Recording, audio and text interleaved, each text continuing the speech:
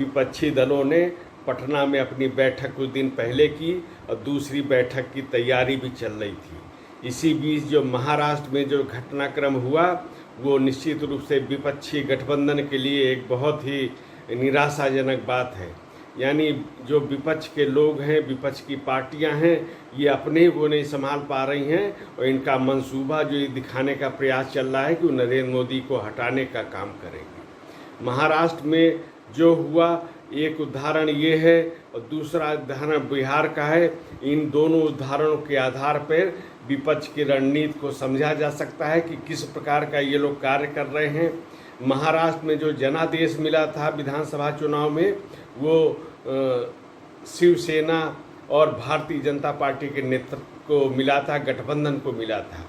लेकिन उद्धव ठाकरे ने केवल मुख्यमंत्री पद की महत्वाकांक्षा के कारण उस जो जनादेश था उसका अपमान किया था और वो कांग्रेस और एनसीपी के साथ जाके मुख्यमंत्री की कुर्सी उन्होंने संभाल ली थी। लेकिन ये सरकार चल नहीं पाई। ये सरकार जितनी चली उसमें निराशाजनक इसका प्रदर्शन था, जन आकांक्षाओं को पूरा नहीं कर पाई। और जब एकनाथ शिंदे को जब ये लगा कि ये सरकार जन आकांक्षा को पूरा नहीं कर रही है तो उन्होंने जनादेश का जो वास्तविक संदेश था उसको समझने का प्रयास किया और वो भारतीय जनता पार्टी के साथ आ गए, मुख्यमंत्री। अब आज के घटनाक्रम में अजीत पवार जो शरद पवार के भतीजे भी हैं वो भी भारतीय जनता पार्टी के साथ सहयोग करने आ गए और उन्होंने भी उप मुख्यमंत्री पद की शपथ ली है। और ये देखना होगा किस प्रकार का परिवारवाद चल रहा था यहाँ पे। कुछ दिन पहले शरद पवार ने अपनी पुत्री को उत्तराधिकारी घोषित किया था। जो एक चल रहा है कि परिवारवादी जो पार्टियां हैं अपने केवल पुत्र पुत्री इनसे आगे बढ़ के सोचना नहीं चाहती हैं।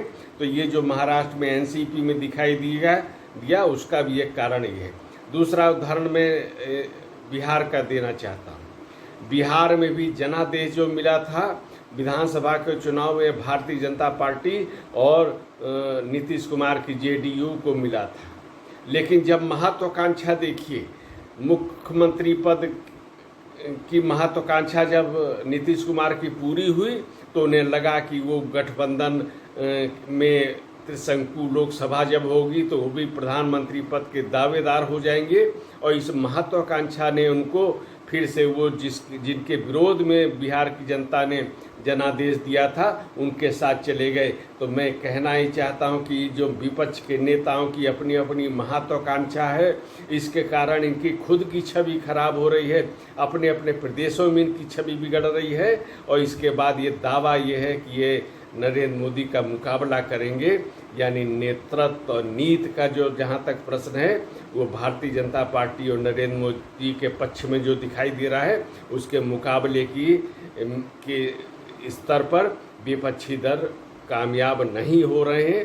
ये भी महाराष्ट्र से जाहिर हुआ।